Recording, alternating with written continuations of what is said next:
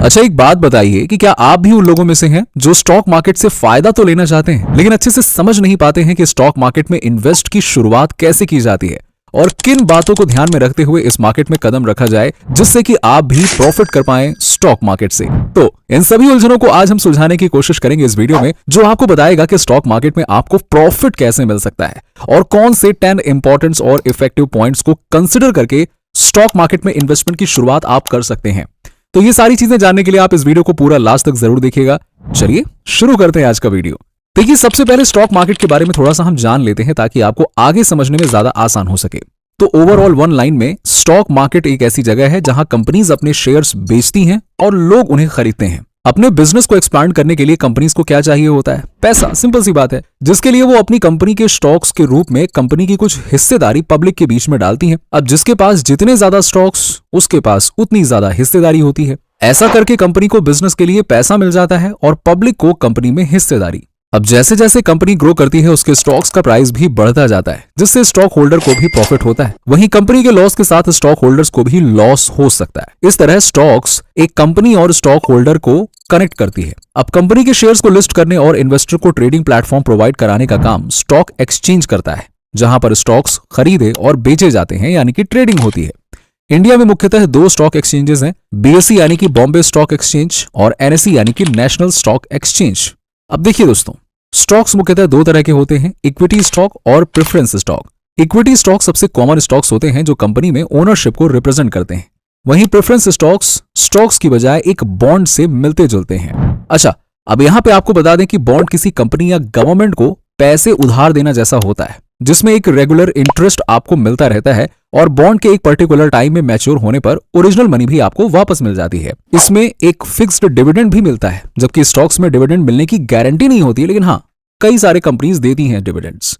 Stocks में high return और high risk रहता है, वहीं बॉन्ड्स में लोअर रिटर्न और लोअर रिस्क रहता है। अब यहाँ पे आप अगर स्टॉक्स और शेयर्स में कंफ्यूज हैं तो जरा ये जान लीजिए कि अगर स्टॉक आपका पूरा पिज्जा है तो शेयर उस पिज्जा का एक स्लाइस है।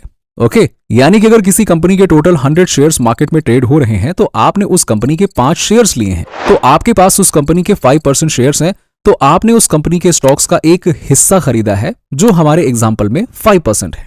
अब बात कर लेते हैं डिविडेंड की। डिविडेंड्स अपने स्टॉक होल्डर्स के लिए कंपनी के द्वारा दिया जाने वाला रिवॉर्ड होता है, जो कैश के फॉर्म में भी हो सकता है और एक्स्ट्रा शेयर्स के फॉर्म में भी हो सकता है। चलिए, आई होप कि अब आप सारी चीजें समझ गए होंगे।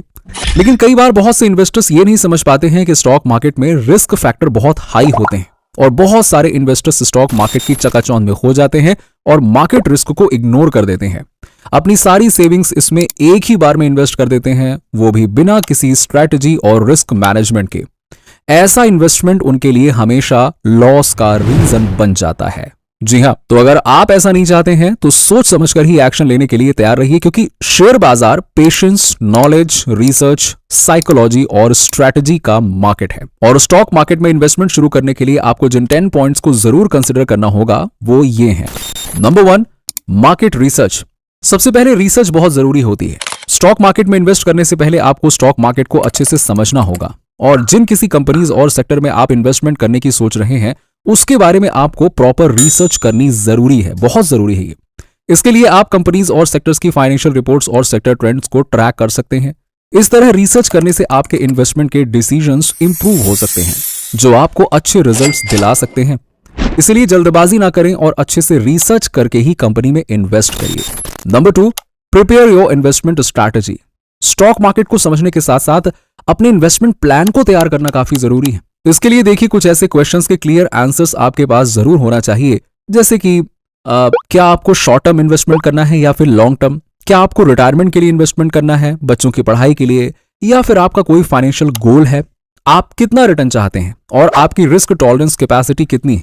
यानी कि आप हाई रिस्क और हाई रिटर्न्स को प्रेफर करेंगे या लो रिस्क और लो रिटर्न्स को?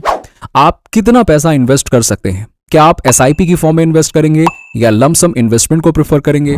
अब यहां पे आपको बता दूं कि एसआईपी यानी कि सिस्टमैटिक इन्वेस्टमेंट प्लान में हर महीने आप एक फिक्स्ड अमाउंट इन्वेस्ट कर सकते हैं, जबकि लमसम में आप एक साथ एक लार्ज अमाउंट को इन्वेस्ट करते हैं। तो आप इन सभी जरूरी सवालों के क्लियर आंसर फाइंड आउट कीजिए और उसके अनुसार आप सुटेबल कंपनीज, सेक्टर्स और स्टॉक्स को चुनकर इन्वेस्टमेंट प्लान बना सकते हैं। Number 3, open your demat account. अब देखिए, अब तक आपने ये तय कर लिया है कि इन्वेस्टमेंट कैसे करना है और आपने स्ट्रैटेजी भी एक बना ली है।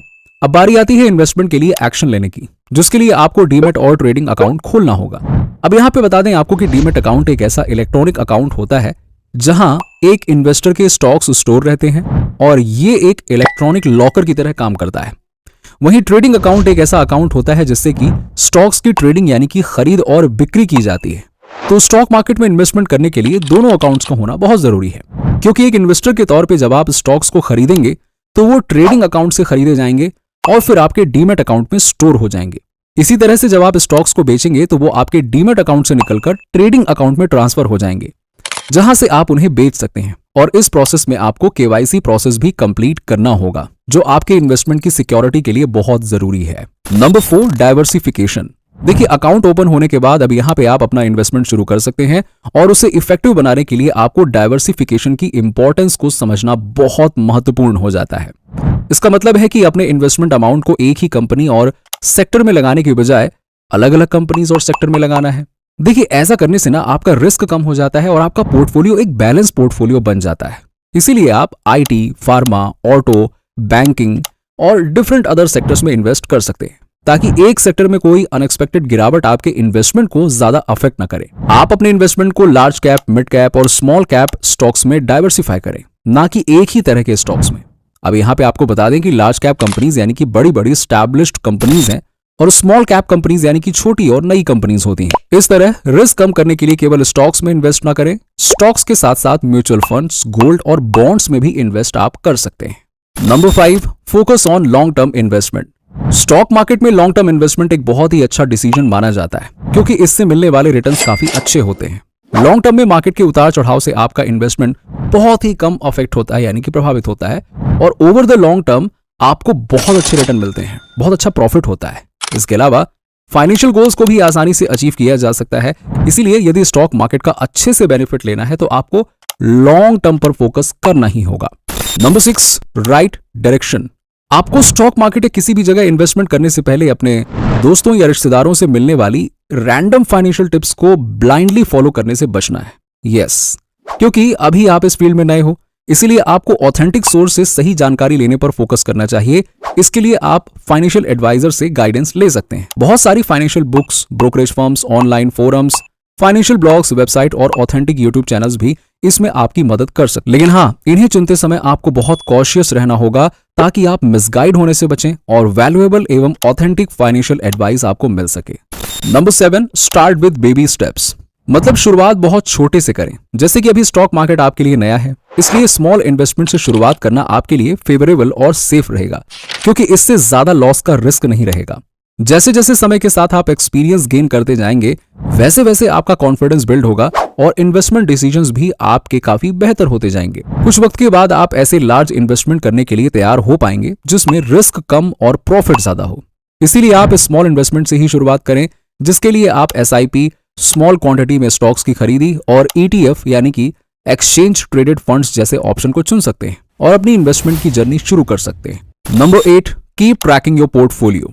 देखिए दोस्तों, यदि आप डायरेक्टली स्टॉक्स में इन्वेस्ट करते हैं तो आप इन्वेस्टमेंट करके फ्री नहीं हो सकते हैं। आपको इसे रेगुलरली मॉनिटर करते ही रहना होगा, ताकि आप मार्केट के ट्रेंड्स और कंडीशंस के अनुसार अपनी स्ट्रैटेजी एडजस्ट कर सकें, रिस्क को मैनेज कर सकें और अपने इन्वेस्टमेंट को प्रोटेक्ट कर सकें।